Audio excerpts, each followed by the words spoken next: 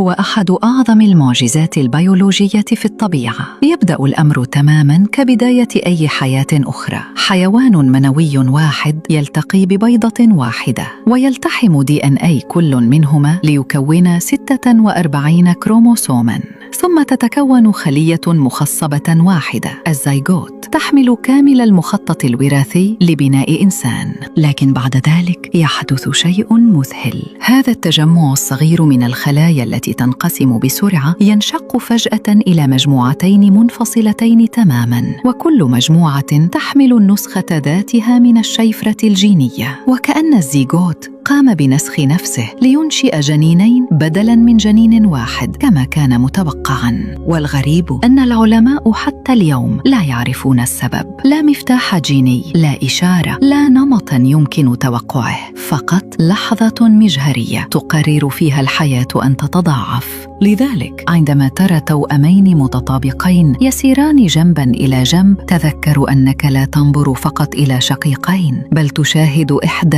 أندر معجزات الخالق. حياة واحدة اختارت أن تصبح اثنتين. ليمون صغيرة لها فوائد كبيرة للأم والجنين. الليمون غني بفيتامين سي، فيساعد على تقوية مناعة الأم ويدعم نمو أنسجة الجنين. يساهم في امتصاص الحديد الضروري لنمو صحي للجنين، ما يساعد على الوقاية من فقر الدم. يحتوي على مضادات أكسدة تدعم تطور خلايا الجنين وتحميها من الضرر. يخفف الغثيان الصباحي ويحسن الهضم لدى الحامل. يساعد على الترطيب وتحسين الشهية عند تناوله مع الماء. الليمون دعم طبيعي لحمل صحي ونمو سليم للجنين. اللهم احفظ الأمهات وأجنتهن وبارك في صحتهن، وصل اللهم على سيدنا محمد.